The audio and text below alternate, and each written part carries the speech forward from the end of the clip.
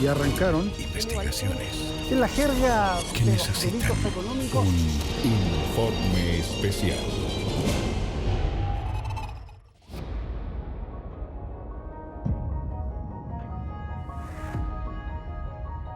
El jefe supremo de la nación se refiere en esta carta de febrero de 1975 al cheque que le envió 2 meses antes el profesor Randolph Eaton, director del English Language Institute.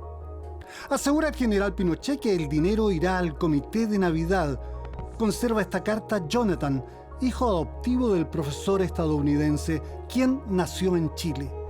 Cree Jonathan que en realidad su padre hizo la donación luego que se le permitiera adoptar un bebé chileno cuando comenzaba la dictadura. ¿Siempre supo usted que era chileno? Sí, eso nunca fue ocultado. Eso era sabido y ellos siempre me dijeron, tú eres chileno. Jonathan dice que él fue uno de los miles de chilenos entregados o traficados de manera subrepticia a extranjeros como su padre, el profesor Randolph Eaton, quien habría conocido a Pinochet. ¿Sospecha o está seguro que el dinero de la carta era una suerte de pago por la adopción? Yo no diría que fue en un 100% por eso, pero lo sospecho. Los datos no son exactos y las cifras varían entre 10.000 y 70.000. No estamos hablando de cobre, salmones o arándanos, no. Hablamos de guaguas exportadas a países desarrollados entre los años 1950 y 1990. Ella siempre pensó que yo estaba muerta. La información que le dijeron al momento de nacer, que yo morí y que gracias a Dios morí porque venía con muchas enfermedades. La mayor parte de esos bebés, algunos de ellos robados y vendidos, fueron despachados en democracia y en dictadura. Llegaron a Suecia, Dinamarca, Bélgica, Holanda, Francia, Italia, Canadá y Estados Unidos. En abril apareció que yo tenía una hija en Suecia, que había sido adoptada ya. Me la robaron a mí en el 73 y más de 40 años sin saber de eso. Borraron todo. Aunque preferían niños blanquitos, a los adoptantes probablemente no les importaban demasiado el color de los adoptados.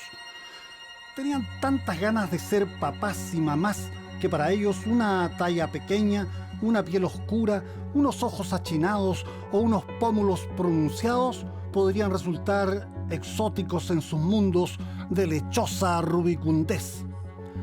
No solo arribaron niños chilenos, también chinos, tailandeses y coreanos. A veces había que pagar por ellos. Y de ahí me dan la noticia de que mis 2 hijos estaban muertos. Que mis hijos habían muerto por neumonía. Y yo le digo, ¿pero cómo los 2? ¿Cómo murieron mis hijos? Me dice, María, esta es toda la respuesta que tengo del juzgado de Coronel de Menores. Una amorosa paternidad con niños pobres del tercer mundo probablemente también les hacía bien a los padres adoptivos. Esos Kinder, Children y Enfants saldrían del barro y la miseria. Tendrían mejor salud, óptima educación y un futuro más promisorio que la precariedad de un paisito largo y flaco ubicado en el culo del mundo. Bebés chilenitos aterrizaron no solo en el próspero hemisferio norte, sino también, sorpresa, en el Perú, desde donde no se pedían niños serranos, ni negros, ni zambos, sino niños más blanquitos, como los que hay en el plurirracial Chile. Bien lo sabe la economista y escritora peruana Fabiola Haplützel Silva Santiesteban, que nació en Chile en 1968. Al año y medio, su madre de 19 años la dio en adopción dejándola en la Casa Nacional del Niño. Y luego un avión y Lima. 39 años después, su amorosa madre peruana le confesó trémula una verdad largamente ocultada. Cuando ella me lo dijo, ella ya estaba con un Alzheimer en etapa moderada y me dijo solamente que me dio a entender que había llamado a pedir un bebé y luego me dijo, y quiero saber si tú quieres saber algo de tu propia sangre. Y ella estaba tan enferma y tan asustada porque lo siguiente que me dijo es, me vas a seguir queriendo.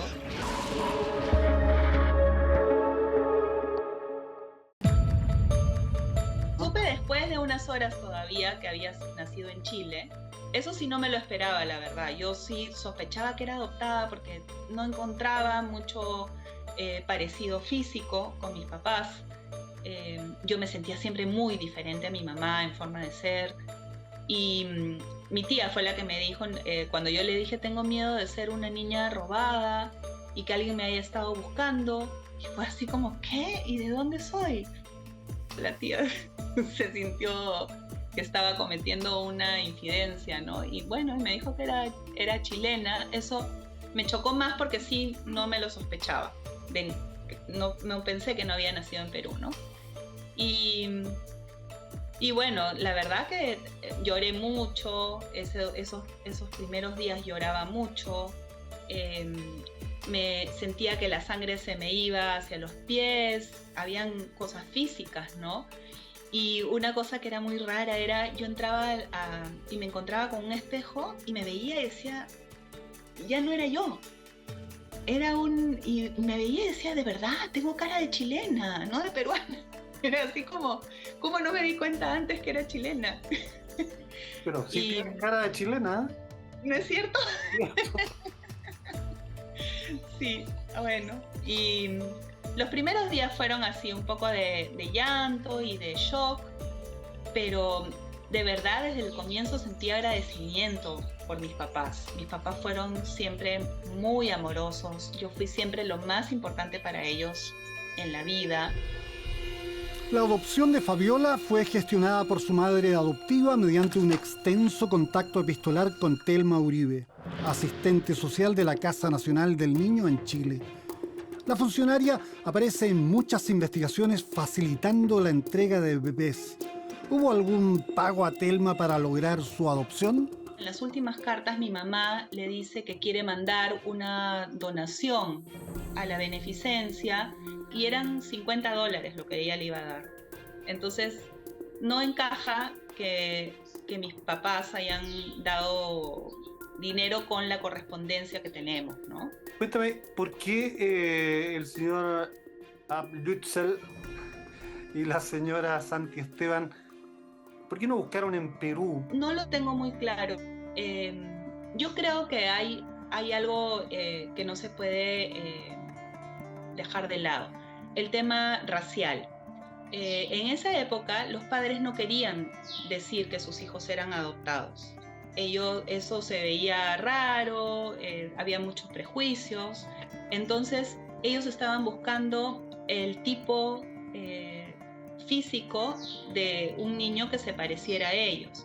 La clase media peruana de los años 70 y 80 era claramente más blanca, digamos, ¿no? Entonces, los niños disponibles en el Perú eran con rasgos indígenas, más como el peruano típico, digamos, no sé si está bien dicho eso. Yo creo que eso influía, porque si ellos no querían que se supiera que el niño era adoptado, tenía que parecerse a él. Y más parecidos físicamente a la clase media peruana de esa época eran los niños chilenos. Había este contacto, más blanquitos, sí. Eso suena muy mal ahora, pero en esa época era así, funcionaba así. Y había este contacto. Mis papás son referidos a Telma Uribe por otra pareja que ya había adoptado en Chile. Y mis papás refieren a Telma Uribe con otras parejas también. Entonces también había un poquito de una publicidad boca a boca, ¿no? Fabiola comenzaba la búsqueda de los padres biológicos chilenos y para esa tarea sería ayudada por una mujer que también fue adoptada. Mi nombre es Constanza del Río. Yo nací en febrero del 73, en Santiago en teoría. Yo no tenía muy claro dónde había nacido y todavía no lo tengo tan claro. Me crié en Santiago Mis papás vivimos siempre en la comuna de Las Condes. Yo a mis papás los quiero muchísimo y todo, pero sentía que era muy distinta. Y empecé con sospechas como a los 18, 19 años de que tal vez era adoptada. Entró a la universidad, estudió arquitectura y luego diseño gráfico. Se casó, se divorció, no tuvo hijos y viajó por el mundo. Al cumplir 39 años, sus padres se juntaron con ella en una iglesia y le confesaron que la habían adoptado. Se enteró entonces que había sido una guagua Mönckeberg. Fue la persona que me dio en adopción en forma ilegal. El sacerdote Juan Cerón intermedió entre los padres biológicos de Constanza y el doctor Gustavo Mönckeberg, director de la maternidad Carolina Freire, que funcionaba aquí, en la calle Maturana, al poniente de Santiago, y que yo conocí bien porque aquí nacieron 3 de mis 6 hijos. Las matronas de la época hablan de las guaguas Mönckeberg, aunque uno ya no es guagua, pero te siguen diciendo guagua Mönckeberg. Mönckeberg fue en su tiempo un respetado ginecólogo católico con una activa participación política de derecha, siendo elegido diputado en 4 ocasiones. Que era algo como un secreto a voces, como que todo el mundo sabía de las guaguas Mönckeberg. Las guaguas, los niños, los bebés, los pasaban de mano así súper naturalmente, y era como siempre debajo de este halo como de le estamos salvando la vida al niño, pobre niño que es muy pobre, entonces nadie lo va a cuidar o está abandonado.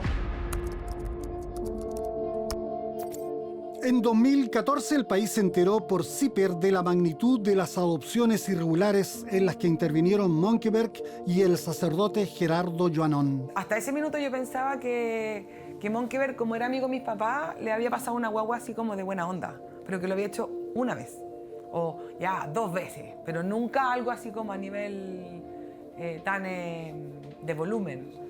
Cuando veo que Mönckeberg había traficado guagua en un hospital en la Clínica Santa María, que se había robado guagua de gente de clase alta o clase media, qué sé yo, y que estaba siendo acusado y que estaba metido el cura Joanón. El uso de píldoras anticonceptivas y dispositivos intrauterinos no se había masificado en el Chile de los 70 y 80. Muchas jóvenes se embarazaban tempranamente. Saber que niñas liceanas iban a ser madres sin haber un matrimonio de por medio era motivo de vergüenza, y el ilegal aborto parecía ser para algunos la solución. El doctor Mönckeberg se oponía al procedimiento. Viene una paciente a pedirme un aborto, sencillamente le digo que no puedo, que no tengo ninguna posibilidad, que sería como matar a un hermano o matar a ella misma por último. La adopción en el católico Chile era una alternativa respetuosa de la vida, y Joanón, miembro de los Sagrados Corazones, conectaba adoptantes y bebés adoptables. El cura afirmaría después que 10 ginecólogos, entre ellos Mönckeberg, participaron en el tráfico de guaguas. En una ocasión se engañó a una jovencita que dio a luz y a sus padres, haciéndoles creer que el bebé había nacido muerto. Joanón incluso ofició una misa por el mortinato a sabiendas que estaba vivo. Yo les hacía el contacto a las familias con el doctor. Declaró que su motivación al gestionar las adopciones ilegales fue evitar abortos. Años después, sería acusado de mantener una relación impropia con la madre de una niña irregularmente adoptada. Indeseados bebés fueron entregados a familias de similar condición social y parecido físico que las supuestas donantes. Cada oveja con su pareja, decía el doctor. La clase alta limeña, que en general es europea, es de apellido holandeses, alemanes, franceses. Entonces, viajaban a Chile, se entrevistaban con Mönckeberg. Mönckeberg como que les sacaba una foto y decía, ya, este cabro es alto, la señora es rubia. Entonces trataba de buscarle una guagua que se pareciera lo más posible al genotipo de ellos. De hecho, la mayor cantidad de niños limeños se está destapando ahora, en este año, en el 2023. Cuando hice la búsqueda y me salieron esas noticias y esas investigaciones, sí. Y yo creo que eso fue lo que me impulsa a hacer una búsqueda. El pensar que podía ser un caso así y que alguien me haya estado buscando por 50 años. Esas familias con mayores recursos, los niños tuvieron adopciones irregulares vía congregaciones religiosas. Pareciera ser que con los sectores pobres, entonces está esta relación entre el sistema de salud y el sistema de justicia. Según testimonios recogidos por Constanza de adoptados chilenos en Estados Unidos, hubo cuantiosos pagos. Ellos pagaron entre $15.000 y $50.000. Nunca me han querido decir bien el precio. Y se los pagaron a Gustavo Monkeberg Barros. En efectivo, no en cheque. Claro, el adoptado Juan me dice, mis papás ya no pueden hablar porque tienen Alzheimer y todo, pero una vez me dijeron 15.000 y otra vez me dijeron 50.000. Da lo mismo, Gustavo Monkeberg no hizo esto gratis. De hecho, la misma familia de Monkeberg dice, partió con buenas intenciones y terminó en el infierno.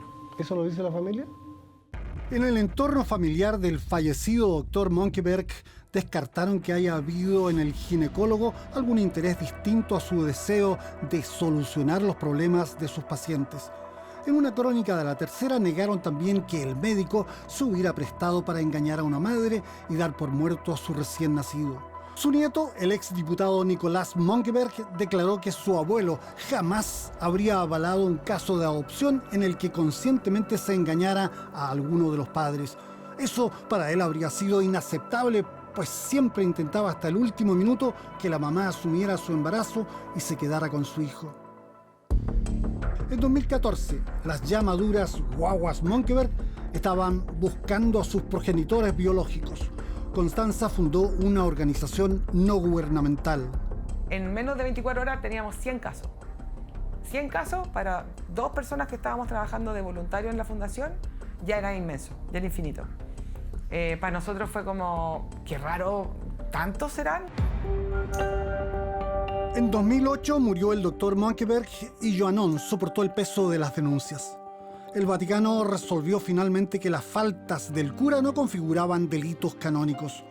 Relajado y aparentemente blindado a los cuestionamientos, reafirmó su convicción de haber evitado abortos. La verdad llega, a veces se demora, pero llega. He hecho posible que haya personas que hoy día están muertas, que hoy día en vez de estar muertas están vivas. Eso ya me llena satisfacción. Los casos se multiplicaron alcanzando una dimensión internacional. En distintos países, personas de origen chileno empezaron a hacerse preguntas recurrentes y dolorosas. ¿Quiénes fueron mis padres biológicos y por qué me entregaron a otras familias? Supe a los 15 años que era adoptada, que había sido adoptada en forma irregular, que fue un trato, una conversación entre asistentes sociales del trabajo de mi mamá y la asistente social del Hospital José Joaquín Aguirre. No era difícil conseguir inscripciones fraudulentas de niños en el registro civil. Eso ocurrió con Carolina Baeza y Constanza del Río sospechaba de ese servicio. Mi familia adoptiva me inscribió como hija biológica de ellos. La inscripción de nacimiento original mía era en Olmué, ciudad que yo nunca viví ni nada. Como que mi abuela mandó a inscribir a esta niñita a Olmué. Lo más seguro que las instrucciones de cómo hacer esto se las dio Monkeberg, porque a mi abuela no se le puede ocurrir sola de haberme inscrito en otra parte. Convertida en directora de Nos Buscamos, Constanza sostiene que todos los bebés traficados en Chile y que no salieron del país fueron inscritos con testigos falsos. Agrega que esta triquiñuela todavía se puede hacer. Hoy día podría inscribir un hijo que no existe con testigos. Los llevo ustedes dos, vamos a un registro civil y legalmente se puede hacer. Desde 2014 se evidenció que lo ocurrido en las clínicas privadas Carolina Freire, Santa María y Lira era poca cosa comparado con el tráfico desatado en hospitales públicos.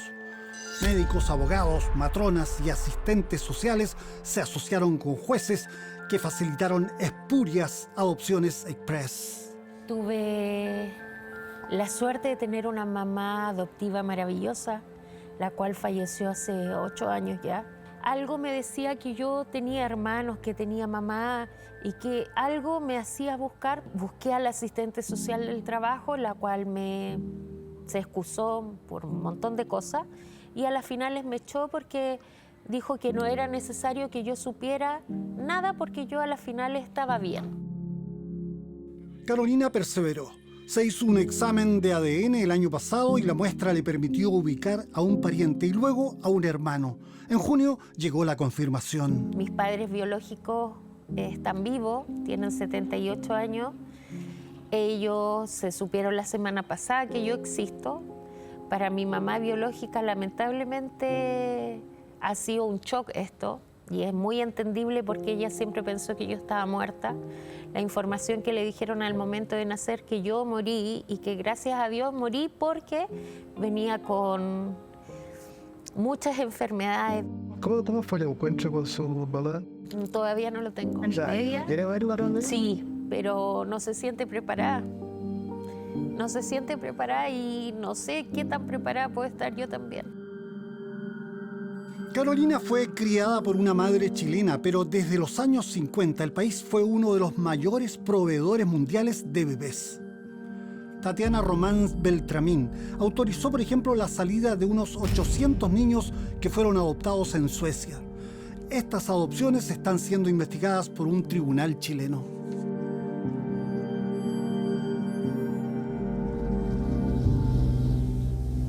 Hay adopciones que fueron dadas en un solo día, ¿no? Resoluciones judiciales que en un solo día termina la causa, sin haber un estudio.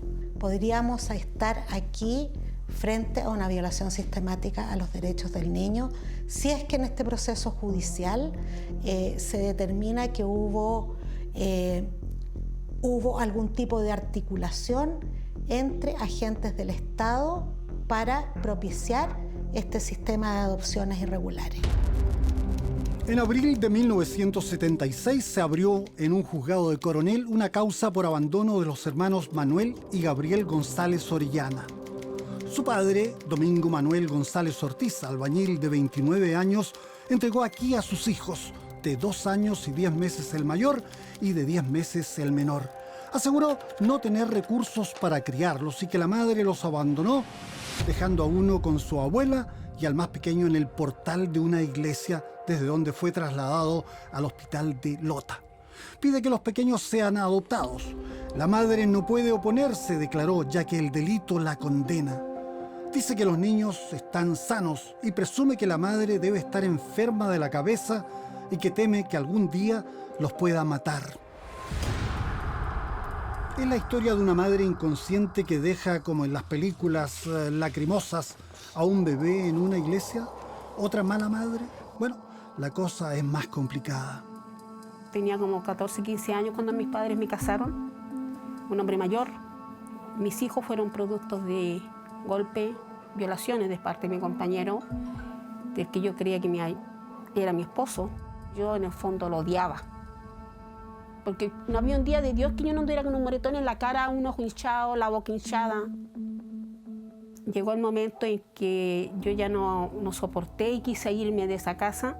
Sí, arrancó del hogar miserable. No era la primera vez en su vida. A los 10 años estuvo internada en la Casa del Buen Pastor en Temuco y un año más tarde en un hogar de menores en Constitución. Porque mi papá una vez casi me mató. Mi mamá se había ido de la casa y me dejó a mí y a 2 hermanos más. Y yo tenía que ser la mujer para la casa. No alcanzaba, tenía 10 años. Mi papá estuvo preso en Loncoche 2 días, parece que lo sacaron. Porque me pegó tanto que los vecinos me quitaron si no me había matado. Porque no alcancé a hacerle un pebre, que en esos años se usaban en el sur. Ella es la mujer acusada de abandonar a su bebé en la puerta de una iglesia. No hubo buenos ejemplos en su dura infancia ni en su amargo matrimonio. ¿Pero su mamá trabajaba o qué? No, mi mamá se iba porque le gustaba irse, no se estaba en la casa. ¿Cómo? Porque le gustaba irse, ella gustaba estar un mes, tomar el sueldo de mi papá y se iba. Po. ¿Se iba a qué? O donde a ella le gustaba irse nomás. Po. Es de esas mamás o de esas mujeres que no les gusta tener un hogar. No hacerse cargo de sus hijos. Esa es mi mamá. Viviendo a salto de mata, lejos de un marido abusador, María terminó en la cárcel acusada de robos. Sin darse cuenta y sin que nadie le preguntara, sus hijos pasaron vía judicial a ser niños exportables. Aquí aparece un personaje clave que se repetiría en cientos de adopciones irregulares: Esmeralda Elisa Quesada Rodríguez. A 13.000 kilómetros de distancia, en Halmstad, Suecia, culminaban los arreglos legales de una pareja que aspiraba a recibir 2 niños provenientes del sur del mundo. 10 días después que Domingo González donara a sus hijos, la jueza de menores de Coronel los entregó a Esmeralda Quesada, quien trabajaba para una institución sueca. El 1 de junio, Quesada solicita autorización para enviar los niños a Suecia y 7 días después, Gabriel y Manuel viajan a Estocolmo llevados por Ana María Elmgren, ciudadana sueca avecindada en Chile, casada con un coronel de carabineros. Ella representaba en el país al Centro de Adopción Sueco para el Bienestar Internacional del Niño. En la cárcel, María, ignorante del destino de sus hijos, se enteró que tenía el derecho de verlos.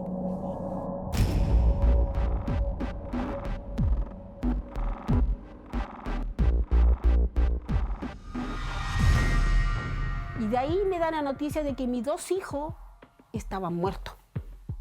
Que mis hijos habían muerto por neumonía. Y yo le digo, ¿pero cómo los 2? Salió de la cárcel en 1981 y su vida cambió. Encontró una nueva y buena pareja. Tuvo 2 hijos más, pero ya no supo de sus hijos presuntamente fallecidos, aunque las dudas la persiguieron por años. ¿Cómo pudieron morir de neumonía los 2 niños y al mismo tiempo?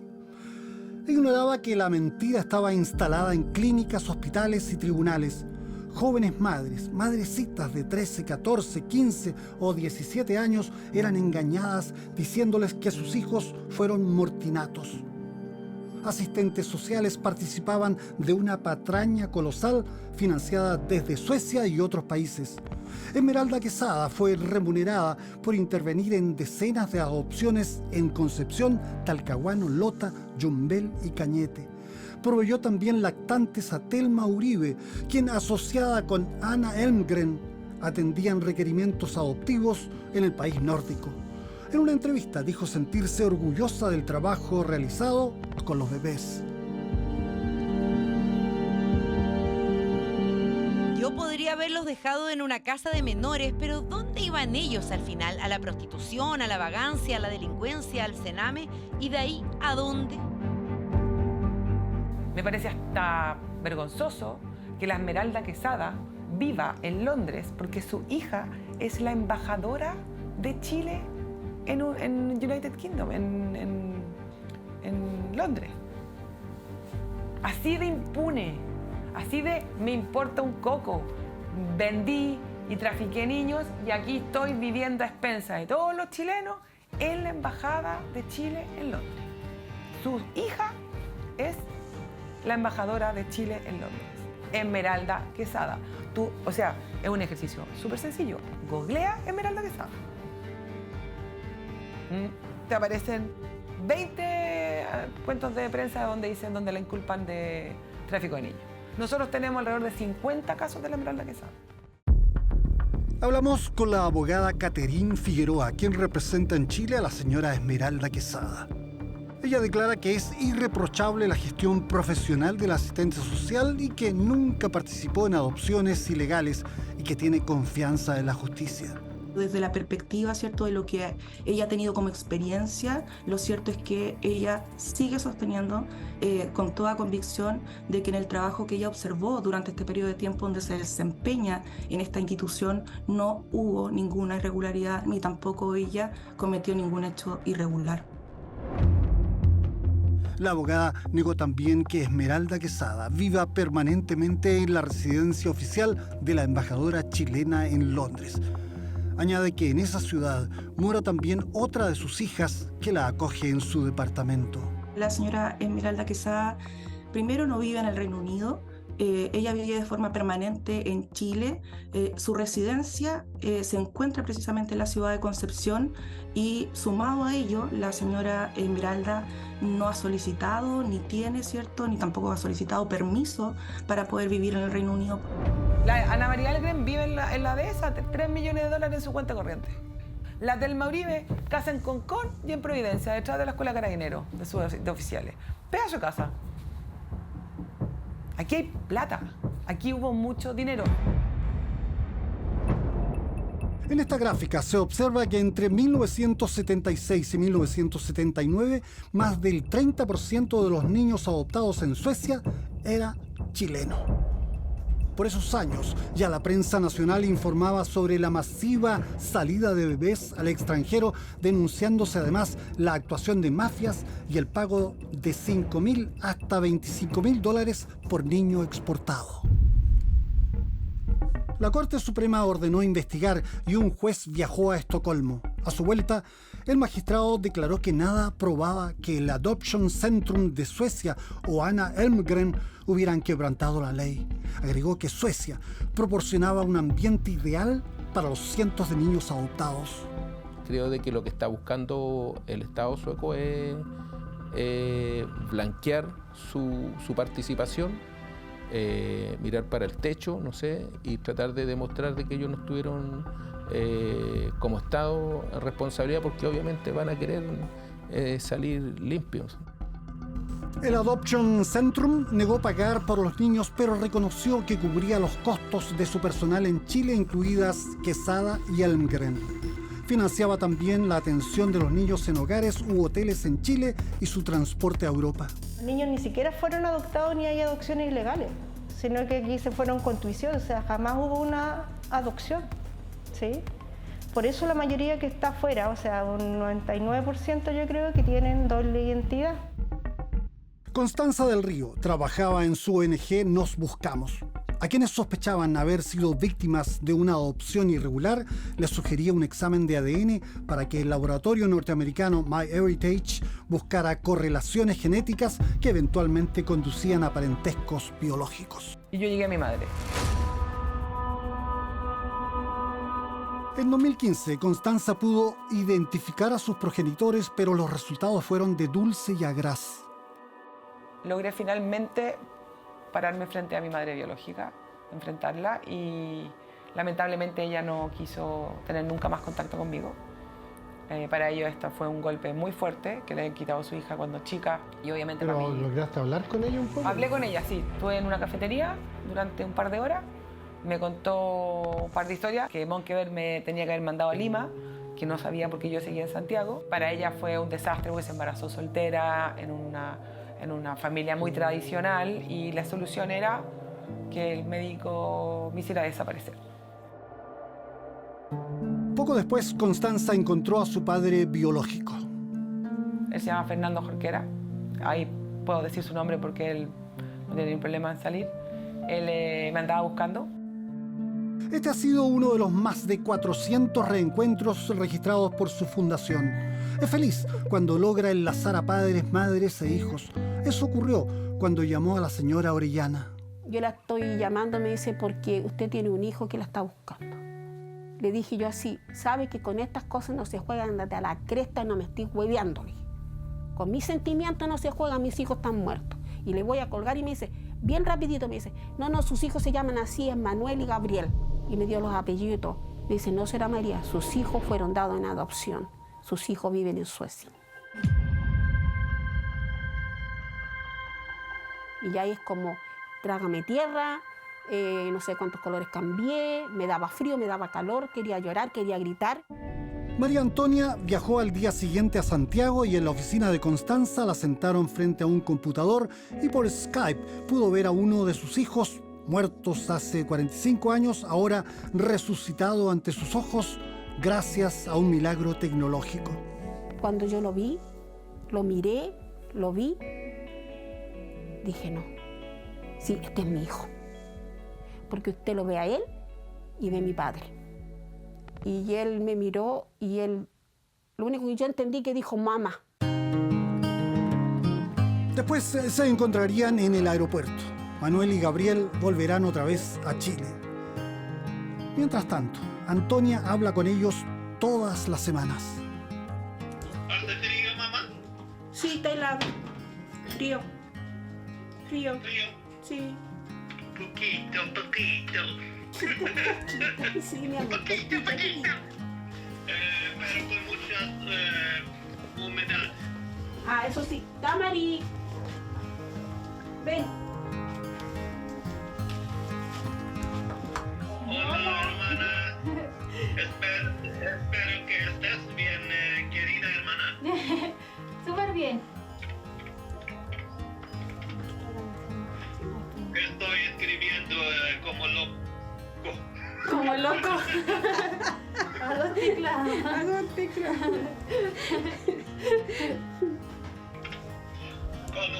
Con una mano. Con una mano. Los niños. Como solemos hacer los hombres. Así Una es. mano. Sí. Ya voy a llegar. Cochino.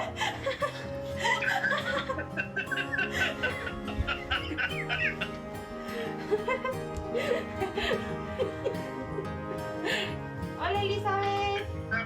Se cortó el pelo. Hola, William. Hola. Mi niño es mi niña.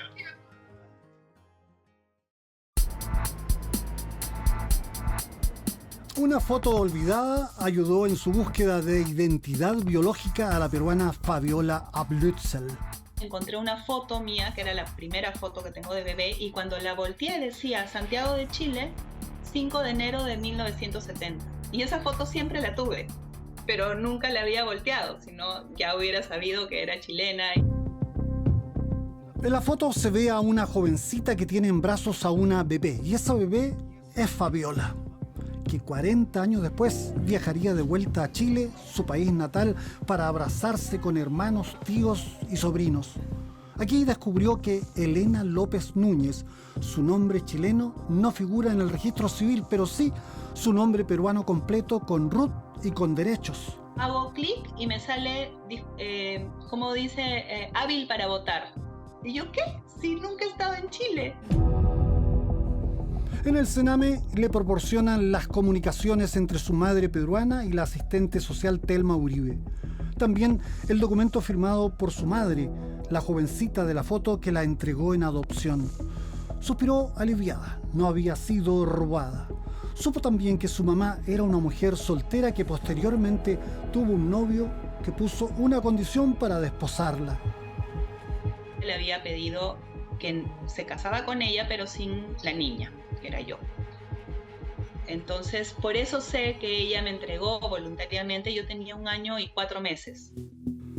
Mientras Fabiola crece en Lima con padres que la adoran, en Chile su madre biológica se casa y tiene 3 hijos.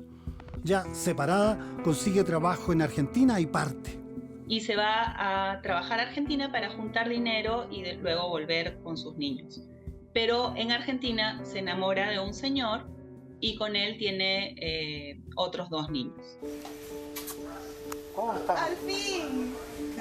De ser hija única en Perú, descubrió que su madre biológica había muerto, pero que tenía hermanos, tíos, sobrinos y primos en Chile y Argentina. Ahora, bueno, las vacaciones siempre son a Chile o Argentina. Ya no nos queremos ir a otro lado porque estamos tratando de recuperar el tiempo, ¿no? Y tengo la suerte de que mis hijos también se llevan muy bien con sus tíos. Hay una química entre los primos. Y nada, solamente puedo agradecer. Creo que me enteré en el momento en el que me tenía que enterar. Creo que si me hubiera enterado en la adolescencia, no hubiera sido tan fácil para mis papás.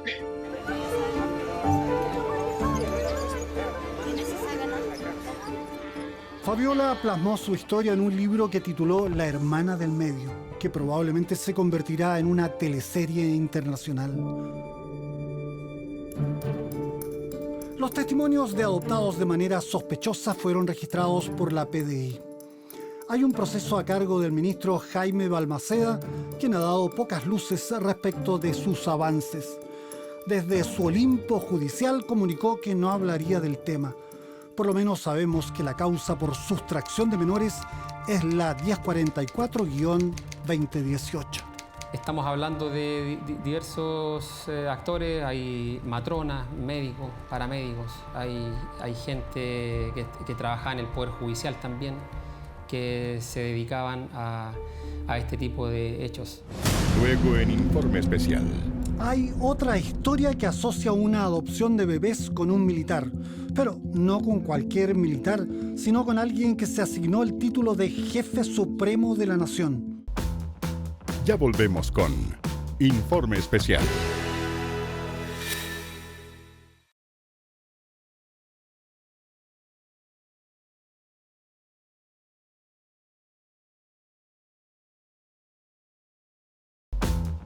Estás viendo Informe Especial.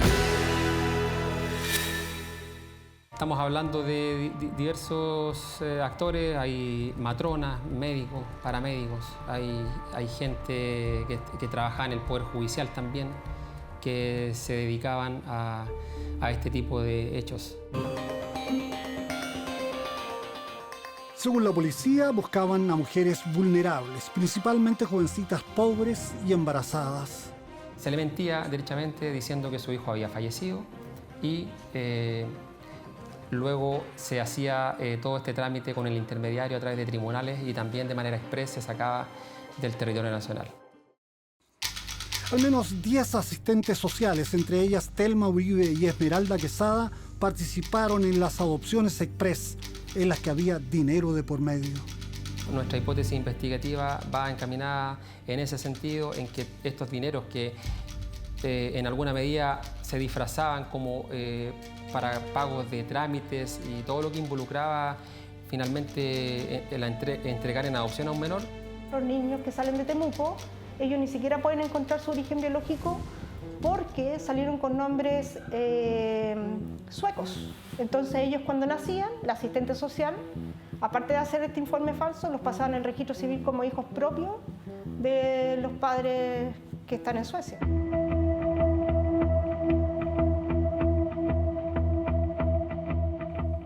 En el sur profundo de Chile, bebés eran entregados sin muchos trámites legales. Yo fui una niña que fue criada en Valdivia. Fui adoptada también porque mi padre me regaló a una familia alcohólica.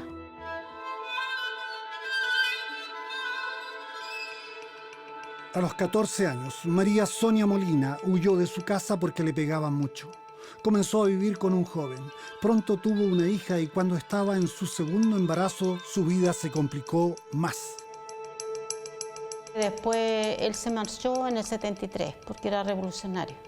Andaba metido en esas cosas del MIR y todas esas cosas, así que me dejó abandonada.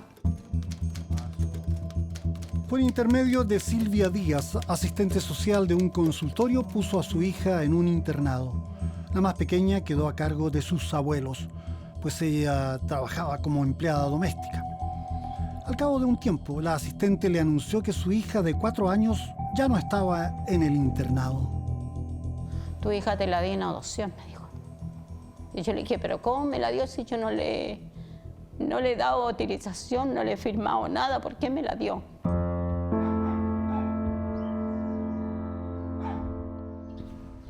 Fue persuadida que en el extranjero todo sería mejor para la niña.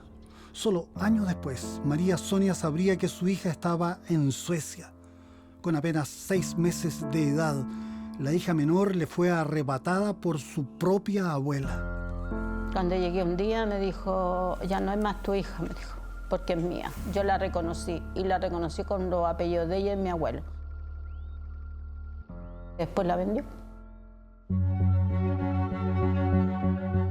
Pobreza, ignorancia, mala suerte, el destino, el karma. Mi abuelo me casó con un mapuche del sur. Ese mapuche me castigó mucho. Tuve 3 hijos más. A esos niños pudo criarlos y con santa paciencia y mucho miedo soportó vivir con el maltratador, del cual felizmente enviudó años más tarde. Y esta condición coincidió con otra sorprendente noticia que le llegó gracias a los esfuerzos de la Fundación Hijos y Madres del Silencio. En abril apareció que yo tenía una hija en Suecia.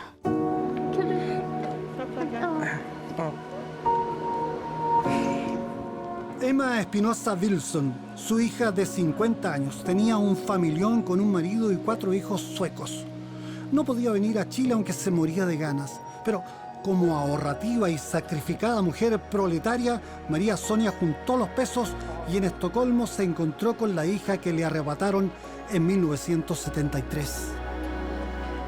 Lloramos, nos reíamos, pero era una cosa muy linda que viví. Y ahora cuando me vine igual, ella lloraba, lo abrazamos de nuevo en el aeropuerto. Ahora pasé unos días maravillosos que nunca más en mi vida había vivido esa felicidad que viví con mi hija ahora.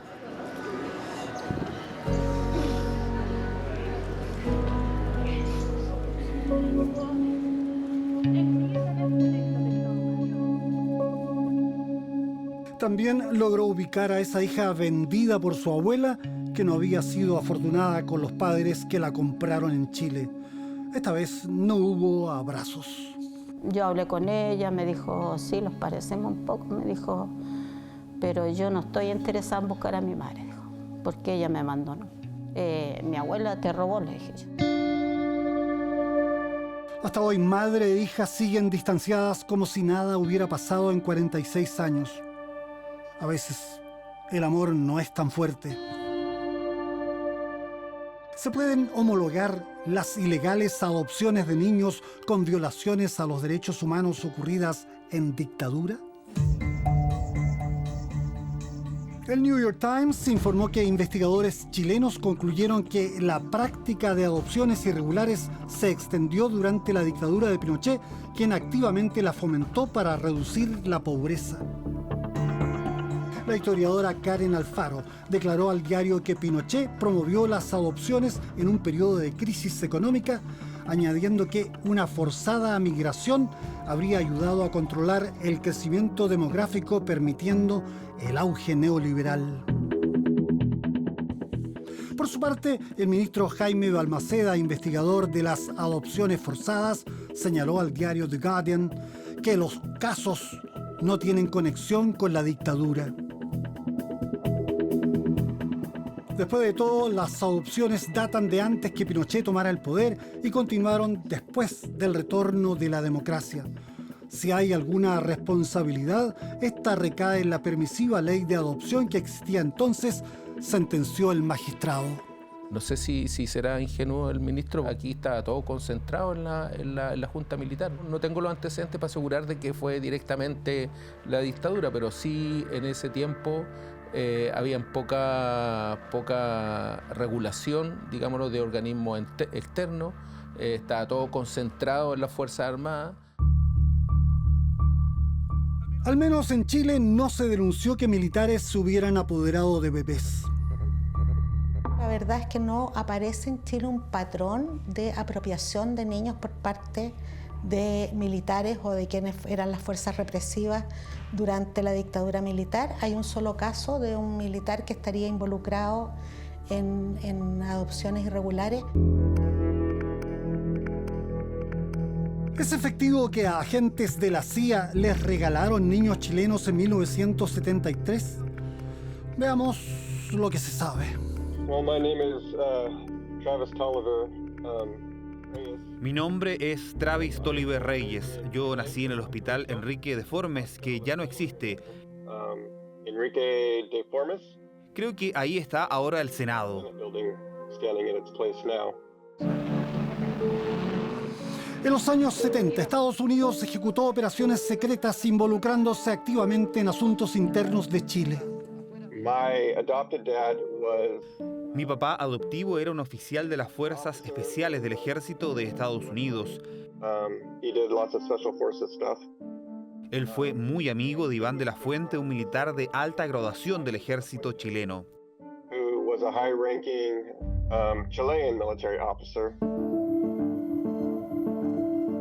Hubo también relaciones fluidas entre militares de ambos países y oficiales chilenos estudiaron en Fort Benning, Georgia.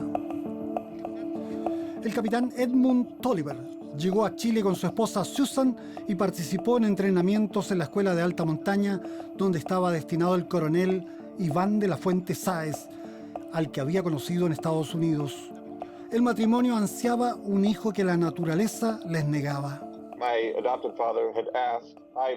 Mi padre adoptivo había preguntado a Iván acerca de las posibilidades de adoptar un niño chileno. Iván le dijo, sí, no te preocupes, yo lo haré por ti.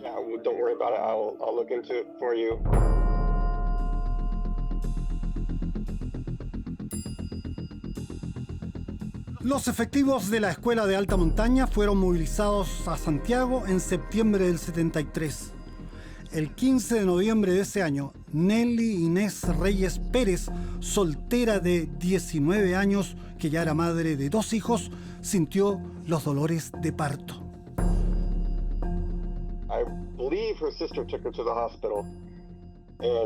Creo que su hermana la llevó al hospital y ella dio a luz y entonces ellos le dijeron que yo había muerto por complicaciones cardíacas. Ella volvió varias veces para recuperar mi cuerpo y enterrarme y conseguir un certificado de mi muerte, pero le dijeron que eso nunca se permitía.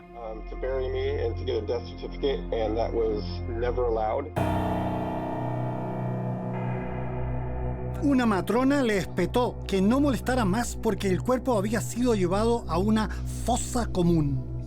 Ese mismo día, Susan, la futura madre adoptiva, estaba en Santiago.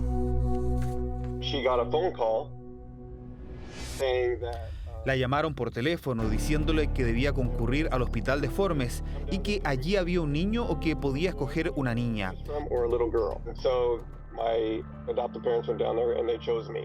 Así es que mis padres adoptivos se apresuraron y me eligieron a mí. Y luego, de acuerdo con lo que recordaban mi madre y mi padre, ellos fueron siempre escoltados por militares a través de la ciudad porque el golpe ya había ocurrido.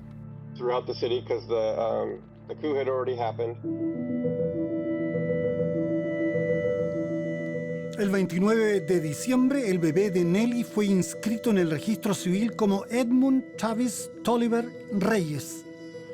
No hubo comparecientes y el documento fue firmado por la asistente social Noemí Zamora Tapia, quien declararía después que Nelly Reyes entregó voluntariamente a su hijo. En un procedimiento express, alentado por las jinetas de un coronel de inteligencia chileno, el bebé pasó a manos estadounidenses. My adoptive parents had military escort and they were driven around in a military jeep. Mis padres adoptivos tenían escolta de soldados y se movilizaban en un jeep militar para las firmas y documentos. Ellos siempre eran conducidos a los primeros puestos de las filas. Firmados los papeles, yo fui entregado como niño adoptado. Like a foster child. Bautizo en enero de 1974. El coronel de la Fuente y su mujer apadrinan al niño y en abril Edmund Travis Tolliver Reyes viaja a Georgia.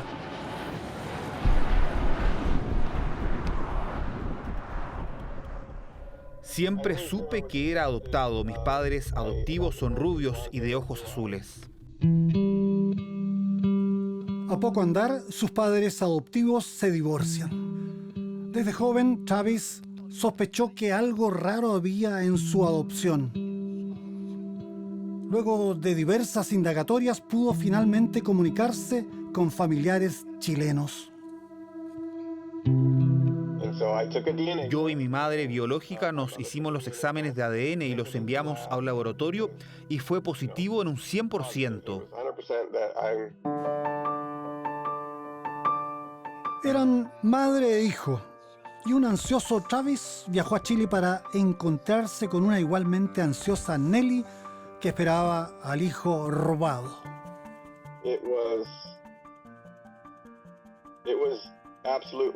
Fue un absoluto amor a primera vista. Yo nunca había experimentado nada parecido en mi vida y creo que nunca lo experimentaré de nuevo. Era como si yo hubiera conocido a esta mujer toda mi vida y avancé hacia ella con mis temores disipados. Era puro amor y la abracé. Nos abrazamos y lloramos. It was just pure love and I hugged her and we held and cried. Un Una cierta tristeza parece nublar a veces el rostro de este hombre que pronto cumplirá 50 años, divorciado, con 2 hijos y sin grandes recursos. Pienso que muchos creen que crecer en Estados Unidos significa llevar una vida más fácil y mejor. Eso no es siempre así. Yo tuve un techo sobre mi cabeza, sí. Yo tuve comida en mi estómago, sí. Tuve ropa. Pero mentalmente fue duro. Yo me sentí abandonado durante casi toda mi vida.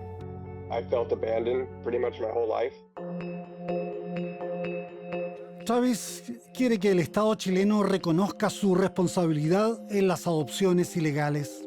Y que el gobierno chileno diga sí, nosotros lo hicimos, nosotros permitimos que esto sucediera. Y sí, lo sentimos y asumimos plena responsabilidad. Y sí, yo quiero alguna compensación para el bienestar de mi madre que no está bien. Creo que ella está en la etapa 3 o 4 de un cáncer en los riñones. Ahora Travis espera llevar a Chile a una corte en Washington que ve casos de violaciones a los derechos humanos. Su madre en Chile no estaba en condiciones de salud para recibirnos. Hay otra historia que asocia una adopción de bebés con un militar, pero no con cualquier militar, sino con alguien que se asignó el título de jefe supremo de la nación, como veremos más adelante. Luego en Informe Especial. Su padre estaba envuelto en secretos que incluían vida sexual y viajes a Irán y Arabia Saudita. Ya volvemos con Informe Especial.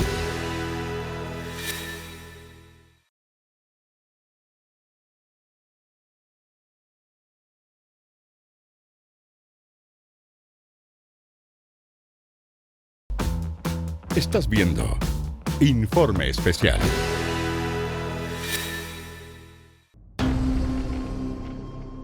En esta carta, el general Pinochet agradece el dinero que le fue enviado por el profesor estadounidense Randolph Eaton, quien, instalado en Santiago, enseñaba inglés a civiles y probablemente a uniformados, según narra desde Nueva York su hijo adoptivo, Jonathan, nacido en Chile. Cómo pilotear tu avión o cómo reparar el motor. Esas instrucciones no vienen en un idioma específico, vienen en inglés y todos deben aprender inglés para ser capaces de reparar un helicóptero. De eso se trataba su trabajo. Jonathan cuenta que salió de Chile al cumplir 3 años y medio. Su padre adoptivo era de baja estatura y él pronto se convirtió en un gigante. No había que ser muy listo para advertir que era un adoptado.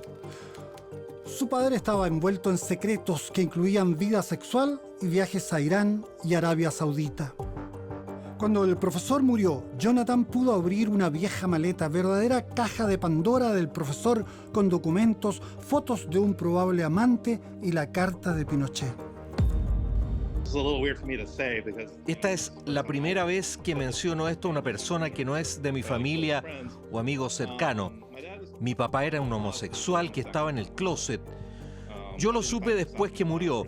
Fue como sumar 2 más 2 y tenía todo el sentido. Yo soy de la opinión de que mientras estuvo en Chile, en realidad, él empezó una vida como la hubiera preferido, porque hubo definitivamente un hombre. Y hay muchas fotografías que muestran que ellos eran muy íntimos amigos. Conjetura Jonathan que su padre adoptivo pudo ser un informante más que un agente de la CIA. En algún momento un oficial del gobierno vendría y le haría algunas preguntas, y eso se convirtió en una rutina semanal. Resulta curioso que el profesor Eaton, siendo soltero, haya podido adoptar a un bebé en Chile. Hasta ahora no aparecen los nombres de sus padres biológicos.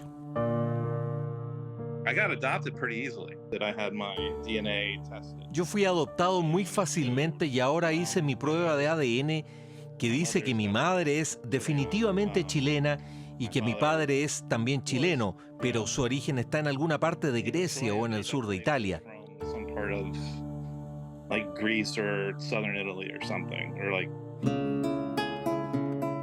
Jonathan trabaja como enfermero, es divorciado y tiene 2 hijos. Ahora está en contacto con la ONG Nos Buscamos y espera viajar a Chile para indagar en sus raíces.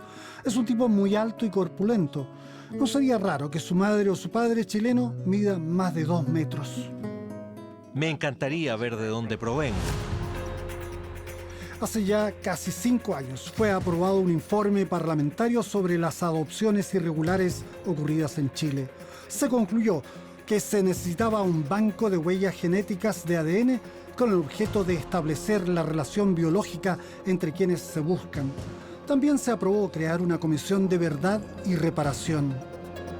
Esperamos que el presidente que votó a favor ese informe, lo votó a favor cuando era diputado, nos puede apoyar con esta comisión con esta comisión de verdad que de acuerdo a la experiencia que tenemos de las otras que han existido, la red y la Vale, es por decreto.